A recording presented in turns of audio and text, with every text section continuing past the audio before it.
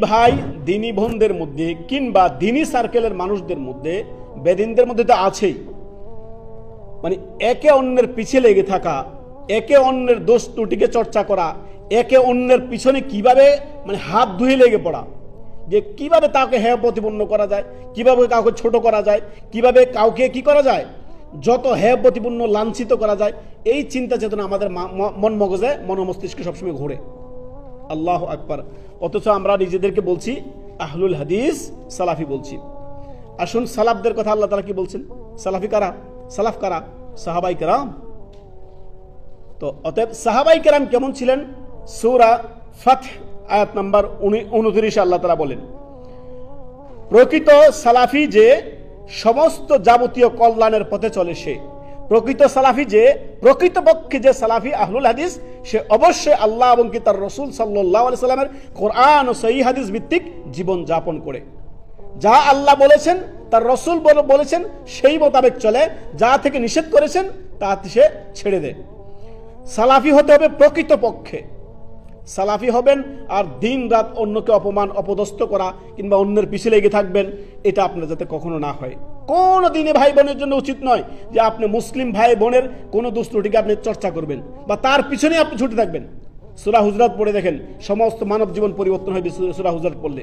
আল্লাহ তাআলা নিষেধ করেছেন, যে আল্লাহ বলেছেন ইন্নামাল মুমিনুনা ইখওয়াতুন, যে মুমিনরা পরস্পর কি ভাই ভাই ভাই বোন।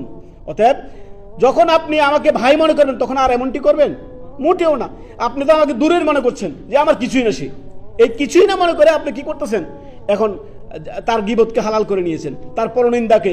কেউ একজন উপরে উঠতেছে, টেনে হেসে তাকে নামাও না, এমনটি কখনো করবেন না। সতর্ক সাবধান। প্রকৃত সালাফি সেই যে যাবতীয় কল্যাণের পথে চলবে। প্রকৃত সালাফি আহলুল হাদিস সে যে কোরআন সহিহ সুন্নাহ ভিত্তিক সালাফে সালেহিনের আকীদা মানহাজ অনুযায়ী তারা জীবন যাপন। এই আয়াতটি যদি আমরা একটু নিজেদের মধ্যে মানে ফিট করি, নিজের ক্ষেত্রে যদি নিজে ফিট করি, আমাদের জীবন পরিবর্তন হয়ে যাবে। অত্যন্ত সুন্দর মেসেজ। আল্লাহ রাব্বুল আলামিন বলছেন, মুহাম্মদ সাল্লাল্লাহু আলাইহি সাল্লাম এবং তার সাথী সঙ্গীরা সাহাবায়ে কেরাম কাফেরদের ক্ষেত্রে অত্যন্ত কঠোর ছিলেন, তবে নিজেদের মধ্যে তিনারা ছিলেন অত্যন্ত সহানুভূতিশীল। মুহাম্মদুর রাসূলুল্লাহ ওয়াল্লাযীনা মাআহু, মুহাম্মদুর রাসূলুল্লাহ এবং তার সাথী সঙ্গীরা আশিদ্দাউ আলাল কুফফার, কাফেরদের ক্ষেত্রে অত্যন্ত কঠোর, অত্যন্ত কঠিন ছিলেন।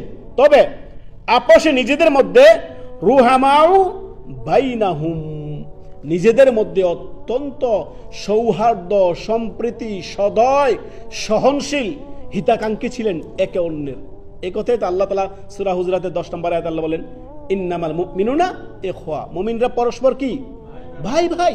আল্লাহ মুমিন পুরুষ, নারী পুরুষ পরস্পর ভাই বোন।